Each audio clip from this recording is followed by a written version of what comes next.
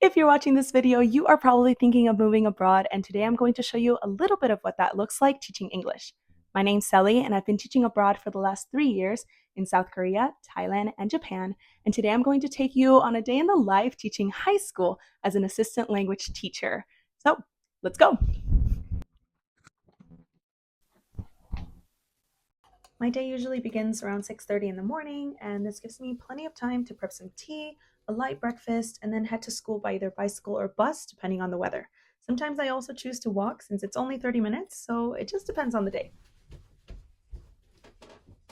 I live in the countryside, so on clear days, riding the bike is a must because the town is just really, really beautiful. I live in a valley, so we're surrounded by mountains and a couple of rivers as well.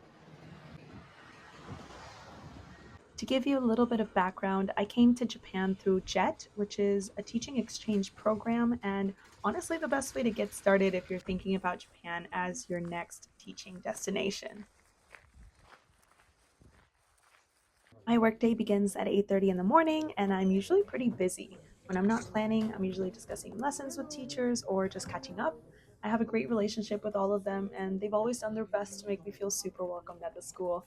Once I get comfy in my desk, I do my clock-in stamps for the day, and then it's ready for class. I have my first two classes of the day, and this is what the classroom looks like while I wait for some students to join me.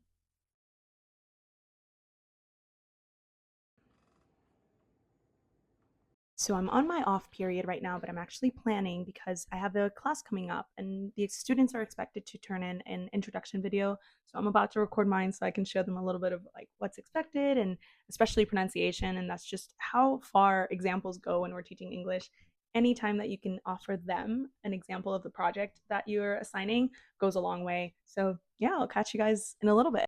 This morning, I did not prep lunch, so I headed over to our bento lady for some food, and then I had another off period right after lunch, so I used this time to work on my English board. This is actually a really big task for high school ALTs, where we just get to have fun exposing students to everyday English and fun pop culture. My last task for the day is making all my copies for the next classes, and my day ends right at 4 o'clock. So, other than packing up and making sure I'm set for the next day, there's nothing else I need to do, and it's time to plan for dinner. Whenever I'm not feeling like cooking or really just doing dishes, I have two spots that are my go to: this bun place and my favorite ramen shop. It's nothing fancy by any means, but it's delicious, consistent, and the staff is just really, really kind, and we always come out feeling like this. I finally head back to my apartment and just spend the rest of the night relaxing. I think my favorite part about teaching English the last few years has been the chance to experience living in such different environments. In Korea, I lived in the second largest city. In Thailand, I lived in a mountain town, and now I live in the heart of the Japanese countryside. It's definitely a challenge, but one that I think has changed me for the better. It has been the most rewarding experience, and I continue to learn something new every single day.